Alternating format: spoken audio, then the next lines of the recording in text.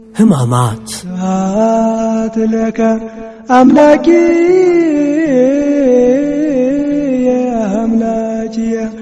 ጸሐፊ ዲያቆን ሄኖክ ኃይሌ ወይት ድገን ዘልፈ እስመ አንተ ትቤ አንባቢ ዲያቆን ፍቅረ ሚካኤል ዘየደ ተፈጸመ ገዛ ተጽፈ ስባት ለከ ይዘት ወጽናስከ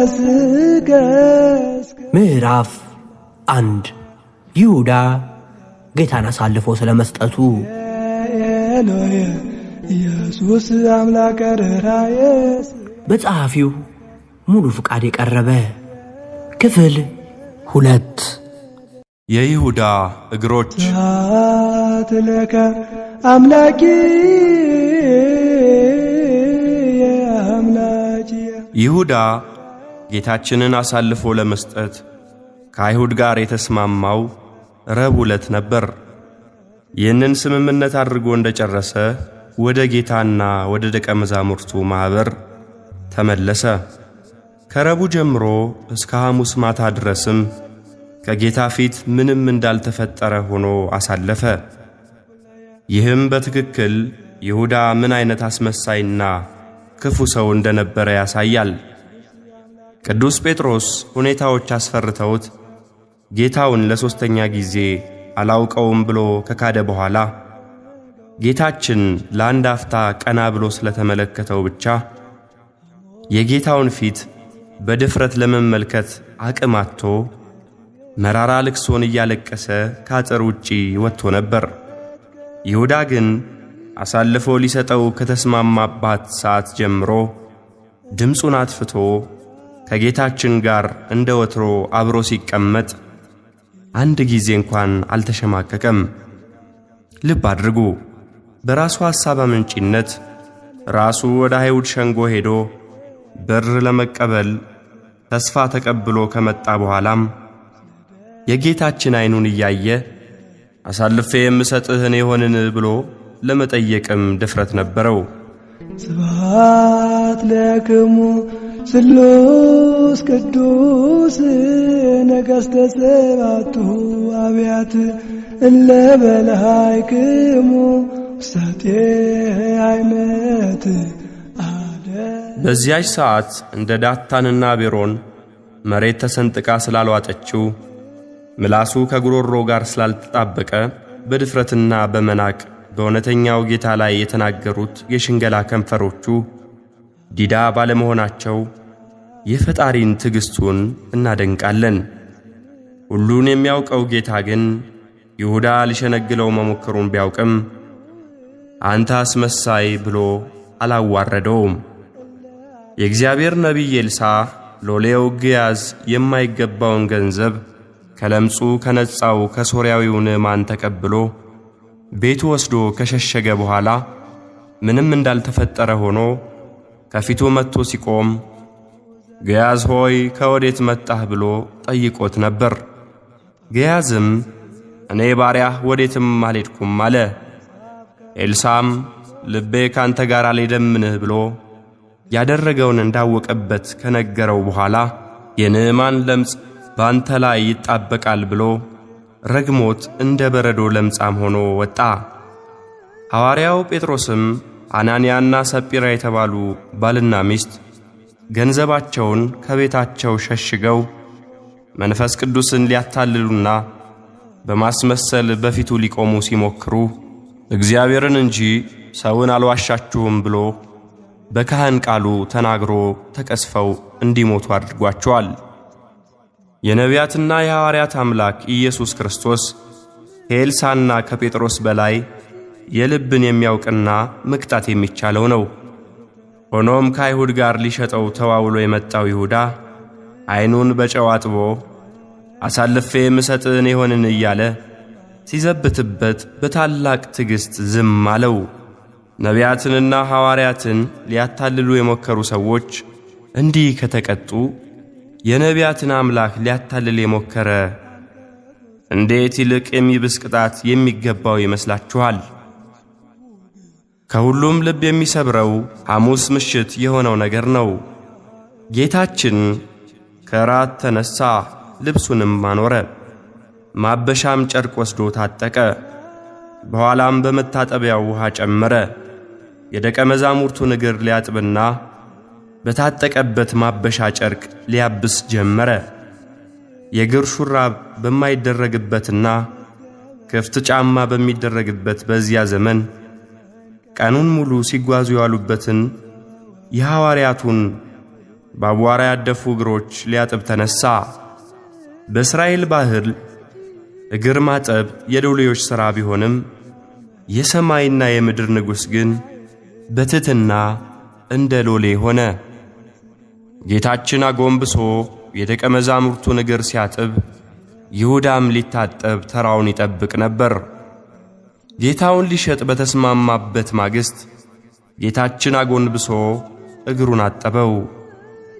ወሐጸበ እግረ ይሁዳ አስቆሮታዊ ዘያገብኦ የሚያስይዘውን ያስቆሮቱ ይሁዳንም እግር አጠበ እንዲል ግብረ ሕማማት ዘሐሙስ። አንድ ቀን በፊት ክፋትን ለማሴር ወደ አይሁድ ካህናት ግቢ የሮጡትን የይሁዳን እግሮች ጌታችን አጎንብሶ አጠባቸው።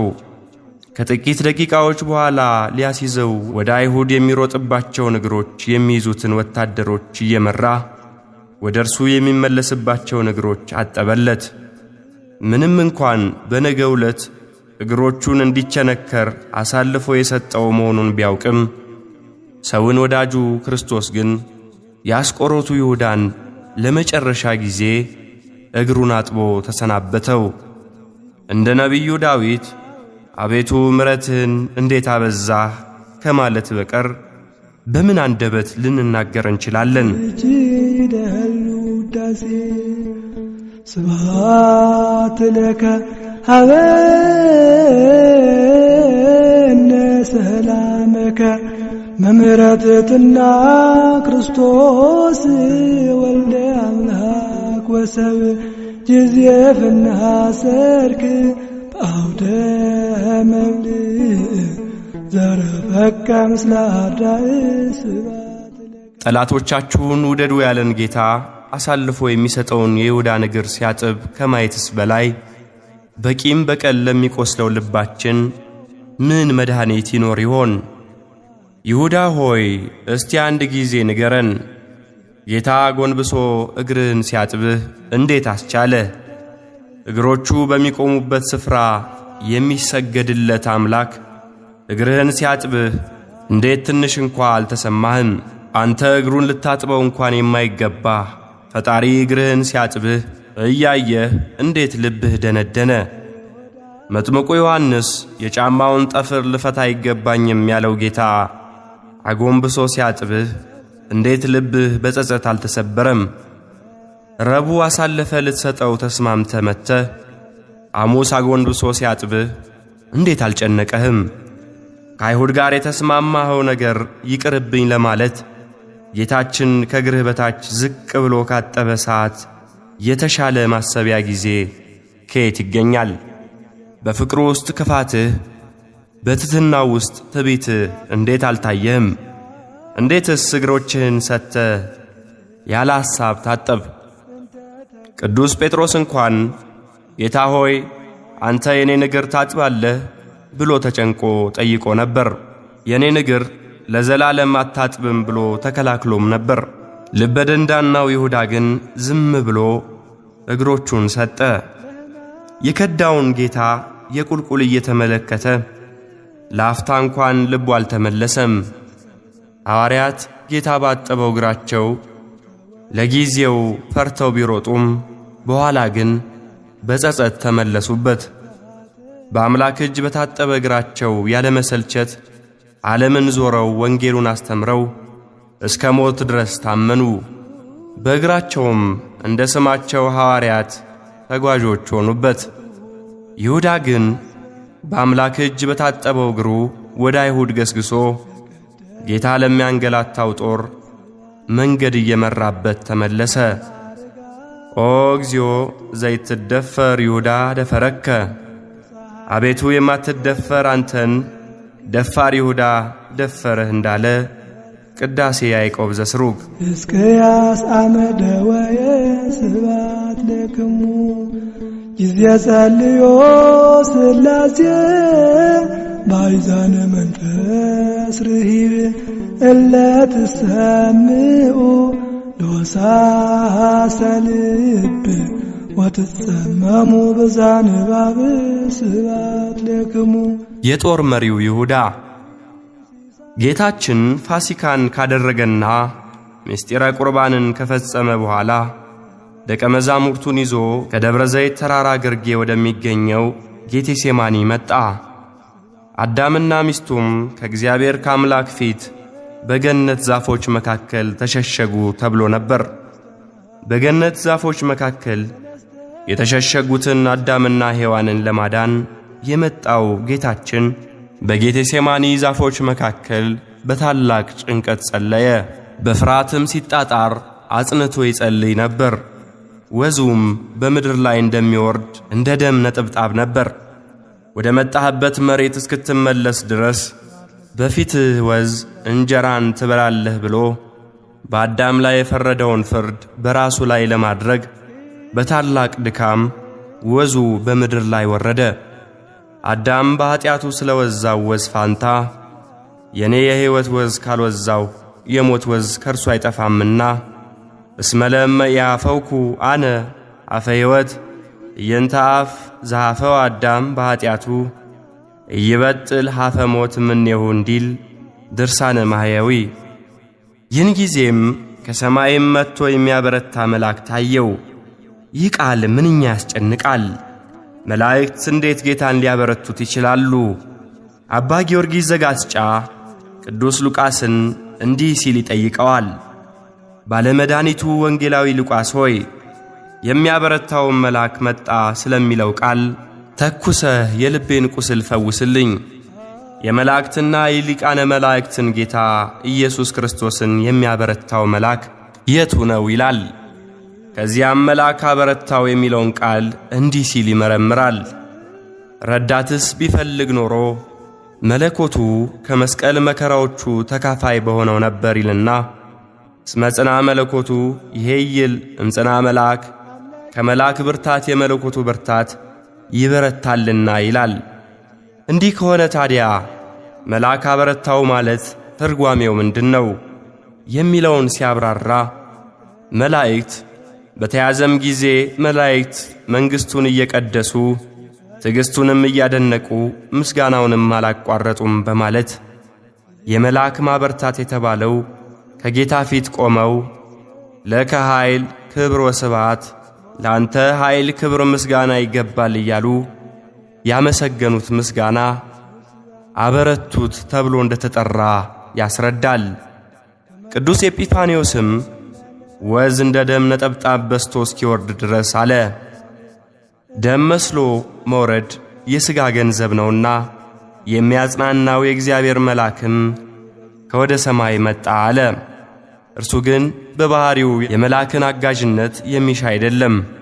እርሱ መላእክትን ሁሉ ፈጥሯልና በሰማይ በምድር ላይ ከምድርም በታች ያለ ፍጥረት ሁሉ ይሰግድለታል እንጂ በጌትነቱ ካደረገው ድንቅ ከሚሆን ቸርነቱ የተነሳ ሊያጽናናው የመጣው መልአክ ሰገደለት። አቤቱ ኃያል መባል ላንተ ይገባል አለው ብሎ አብራርቷል። ከመላእክት ጋር አንድ የሆነችው ቤተ ክርስቲያናችን መላእክት በስቃዩ ጊዜ ለጌታ ያቀረቡለትን ይህንን ምስጋና በሰሙነ ሕማማት ከልጆቿ ጋር እያዜመችው ትሰግዳለች።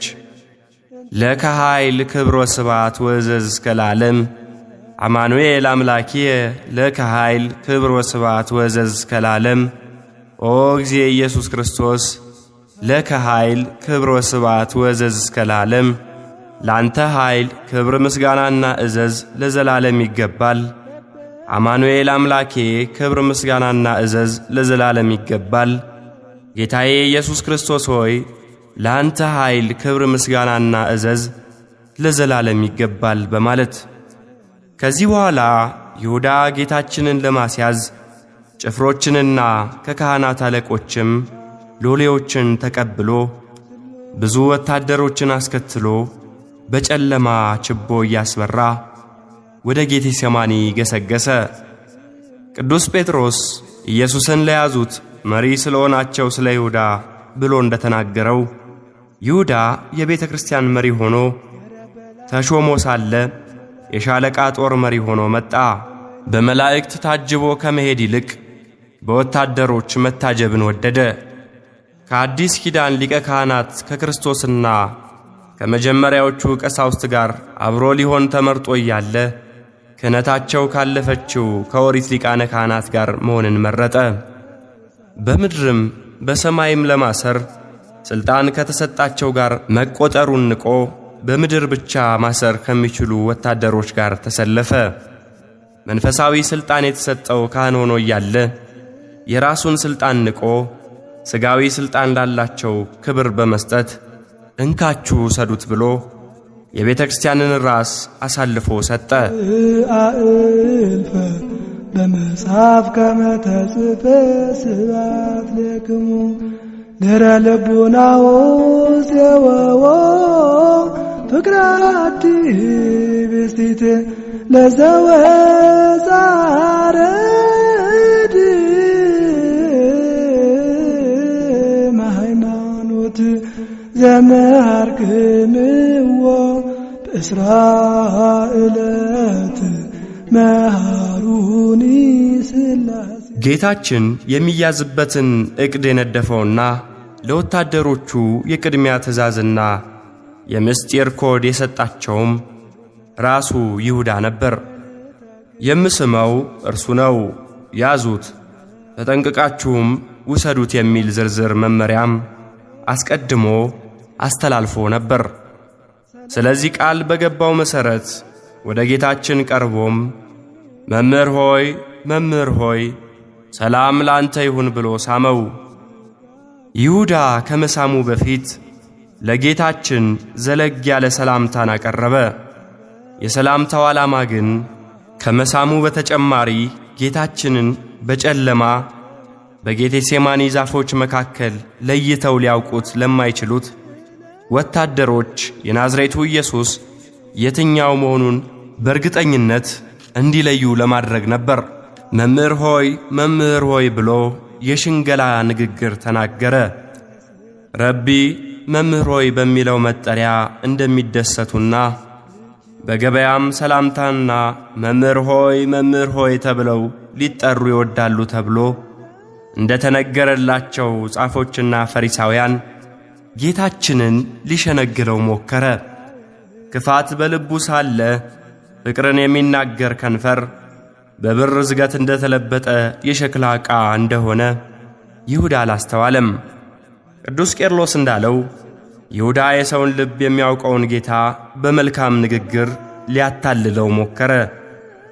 እዚህ ላይ ልናነሳው የሚገባው ሌላ ቁም ነገር መምህር ሆይ ረቢ የሚለውን የይሁዳ አጠራር ነው።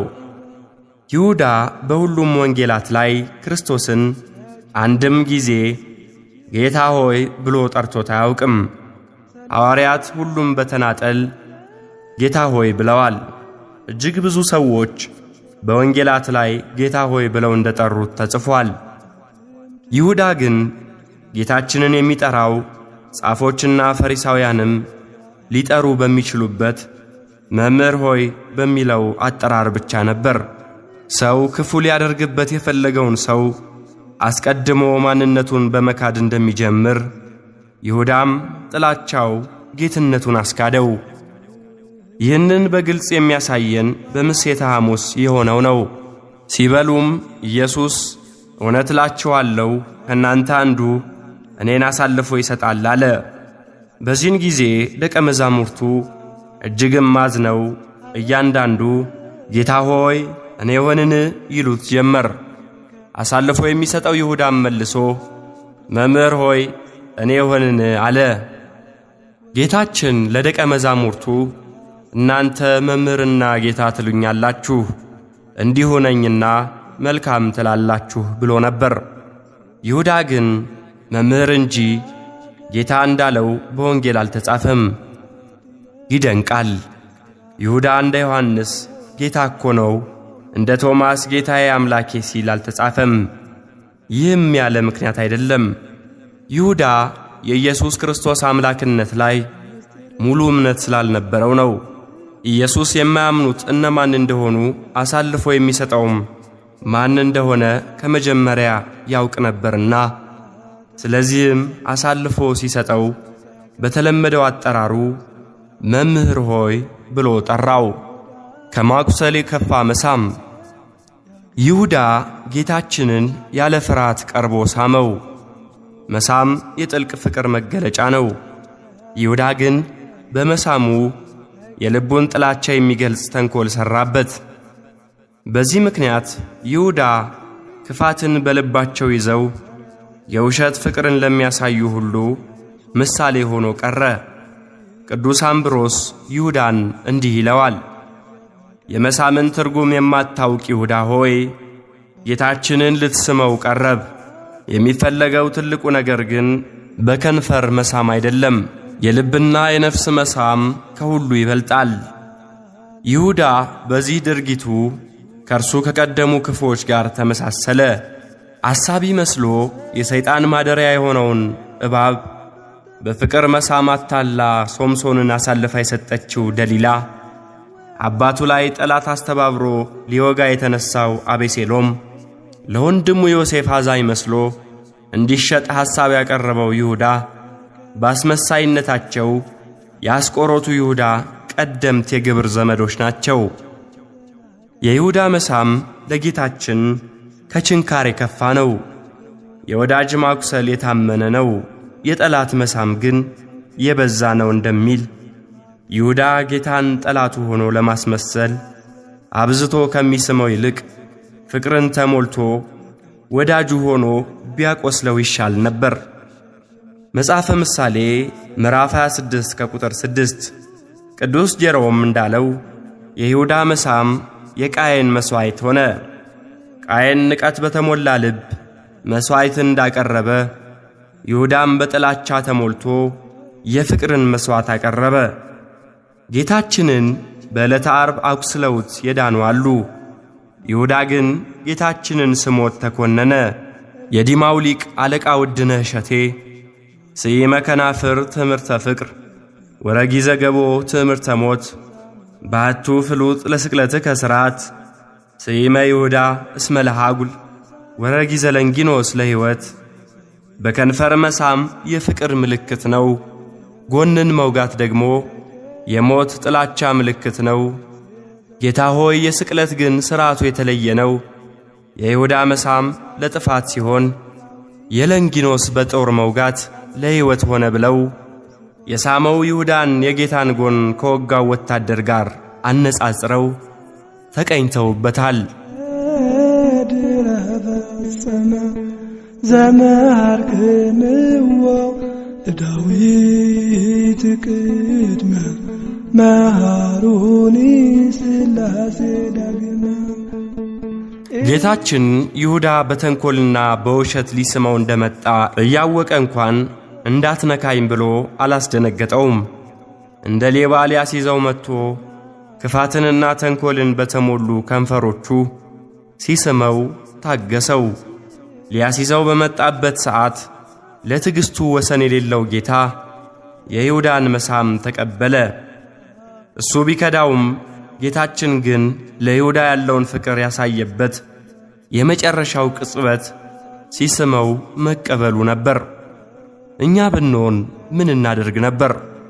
ኢትዮጵያዊው ሊቅ ርቱዐ ሃይማኖት በ14ኛው ክፍለ ዘመን በጻፈው ድንቅ ድርሰቱ እንዲህ ይጠይቀናል። አንተ ሰው ሆይ የጌታን ትሕትናውንና ቸርነቱን ተመልከት። አንተ እንደ ክርስቶስ ሥልጣን ቢኖርህ ኖሮ ይህን ጊዜ ምን ታደርገው ነበር? እንደሚመስለኝ ሥጋውን በበላኸው ደሙንም በጠጣኸው ነበር። ጎስቋላው ይሁዳ የሰማዩን ንጉሥ ያስገድለው ዘንድ የሽንገላ መሳምን በሳመው ጊዜ እምቢ አላለውም።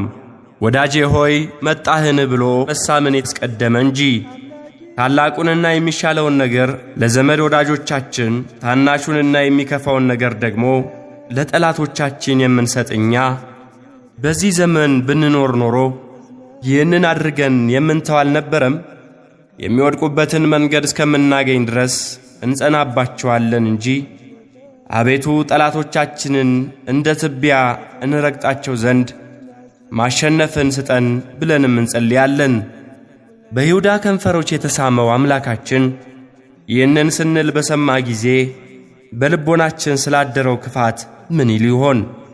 በርግጥም ይህንን አይነት ምግባር ካልተውን በቂም በበቀል እያለን በሽንገላ የምንሳሳም ከሆነ ዕጣችን ከጎስቋላው ይሁዳ ጋር ይሆናል። ርቱዕ ሃይማኖት ምዕራፍ 14 ከቁጥር 1።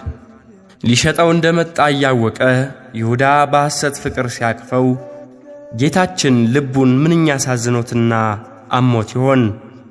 እርሱ ግን ይህንን ሕመም ታግሶ ተቀበለ። ይሁዳም እንደ ጠላቱ እየሸጠው እንደ ወዳጁ አቅፎ ሳመው። ጌታችን በሩ እኔ ነኝ፣ በእኔ የሚገባ ይድናል ብሎ ሲናገር ቢሰማም ይሁዳ ግን በሩን ጌታን ስሞ ተሳልሞ ወደ ውስጥ በመግባትና በመዳን ፈንታ ወደ ሲኦል ገሰገሰ። ከውጭ ተሳልሞ መመለስ ይሄው ነው ትርፉ። የክርስቶስ አካል የሆነች ቤተክርስቲያናችን የጌታዋ ሕማም ዘልቆ ስለሚሰማት የይሁዳን በመሳም አሳልፎ መስጠት በማሰብ በሕማማት ሳምንት ልጆቿ ምዕመናንን በመሳሳም ሰላምታ እንዳይለዋወጡ ትከለክላለች። በዓመት ውስጥ 361ዱን ቀን ታምሁ በበይናቲክሙ በአምሃ ቅድሳት እርስ በርሳችሁ በተቀደሰ አሳሳም ሰላምታ ተለዋወጡ እያለች የቅዱስ ጳውሎስን የሰላምታ አዋጅ በቅዳሴዋ የምታውጀው ቤተክርስቲያን በሕማማቱ ሳምንት ግን እንዳይሳሳሙ ታስቆማቸዋለች። ይህ ሳምንት መድኃኒታችሁ ስለ እናንተ በሽንገላ መሳምን የታገሰበት ሳምንት ነው። ይህ ሳምንት የፍቅር ምልክት የሆነው መሳሳም የጥላቻ ምልክት የሆነበት ሳምንት ነው ብላ ሰላምታ ይቅርባችሁ ትላለች። ምዕመናንም በዚያ ሳምንት ውስጥ ሰላምታ ሊለዋወጡ ከጀመሩ በኋላ ሕማማት መሆኑን አስታውሰው ቆም ሲሉ በዚያው መድኃኔዓለም ክርስቶስ በይሁዳ መሳም ተላልፎ መሰጠቱን ለቅጽበት ያስባሉ። ጌታችን ይሁዳ ከሳመው በኋላ ወዳጄ ይሁዳ ሆይ ለምን ነገር መጣ? በመሳም የሰውን ልጅ አሳልፈ ትሰጣለህን? በማለት እንደተናገረ ሁለቱ ወንጌላውያን የጻፉትን ገጥመን በማንበብ መረዳት እንችላለን። ወዳጄ ይሁዳ ሆይ ለምን ነገር መጣ? በመሳም የሰውን ልጅ አሳልፈ ትሰጣለህን? የሚለው የጌታ ንግግር ጠላቶቻችሁን ውደዱ ለሚለው ቃል ተግባራዊ ምስክር ነው። ጠላቱ ሲሆን ጠላት ያላለውም ወዳጅ ያለው እንጂ በቀልን የሚተው ልቡናው ትሁት ጠላቱን ወዳጅ ነውና፣ ፍቅርም የተጓደለውም በይሁዳ በኩል እንጂ በጌታችን በኩል አልነበረም። ሊቃውንት የሰውን ልጅ አሳልፈ ትሰጣለህን የሚለውን ቃል ጥልቅ ነገረ መለኮታዊ መልእክትም ያለው ነው ይላሉ። ጌታችን የተሰወሩ ምስጢራትን በመግለጥ ይሁዳ በትክክል አሳልፎ የሰጠው ማንን እንደሆነ ተናገረ። የሰውን ልጅ በማለት ማንን እንደከዳ አስረዳው። የሰው ልጅ በማለቱ ሥጋን በመልበሱ እንጂ በመለኮታዊ ባህሪው ተላልፎ ሊሰጥም ሆነ ሊያዝ እንደማይችል አስረዳ። የሰውን ልጅ አሳልፈ ትሰጣለህን የሚለው ቃል ከላይ እንዳየነው የክርስቶስን አምላክነት ለሚጠራጠረውና ጌታ ሆይ ብሎ ሊጠራው ላልወደደው ይሁዳ ምጸታዊ ትርጉምም የሚሰጥ ንግግር ነው። ቅዱስ ዮሐንስ አፈወርቅ እንዲህ ይላል፣ መምህርህን ወይም ብዙ ነገር ያደረገልህ ጌታህን አሳልፈ ትሰጣለህን አላለውም በማለት ካስተዋለ በኋላ የጌታችንን ንግግር ሲያብራራም ጌታህና መምህርህ ባልሆነ እንኳን ኖሮ ንጹሕ የሰውን ልጅ አሳልፈ ትሰጣለህን? በከዳኸው ቅጽበት ትስመዋለህ፣ መሳምን አሳልፎ የመስጫ ምልክት ታድርገዋለህ ሲለው ነው ብሏል። ይህ ንግግር በፍጥረቱ መዳን ተስፋ የማይቆርጠው ጌታ ለይሁዳ ያቀረበው የመጨረሻ የሚያራራ ትምህርት ነበር። በዚህች ልብ የምትነካ ጥያቄ ይሁዳ ሊመለስ ይገባው ነበር። የምንሰጠው ምክር ፍሬ አልባ ቢመስለንም እንኳን ወንድሞቻችንን ከመምከር ማቋረጥ የለብንም።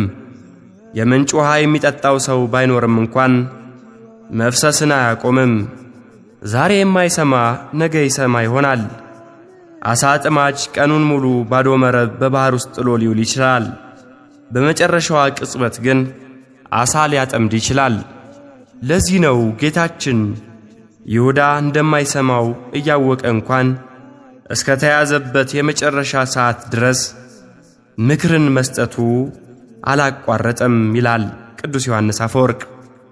አዎን ጌታችን የይሁዳን ነፍስ ወደ ቅድስና መረብ አጥምዶ ለማስቀረት 3 ዓመታት ሙሉ ያለማቋረጥ እጁን ዘረጋ። ተይዞ ሊሄድባት ባለባት ምሽት እንኳን ይሁዳን ለመመለስ በፍቅር ቃል አናገረው። የወደዳቸውን እስከ መጨረሻው ወደዳቸው ይላልና። የይሁዳ ትልቁ ኃጢአት በቀጣይ ክፍል ይጠብቁን። ስብሐት ለከ ሀበነ ሰላመከ መምህረትትና ክርስቶስ ወልደ አምላክ ወሰብ ጅዝየፍና ሰርክ በአውደ መብልዕ ዘረፈከ ምስለ አርዳእ ስብሐት ለከ ሥጋከ ቅዱሰ ለወጢነ ሐዲስ ሥርዓት እንተ ወሀብኮሙ ለሐዋርያት ደረበሉ ፍስሐ ኦሪት ስብሐት ለከ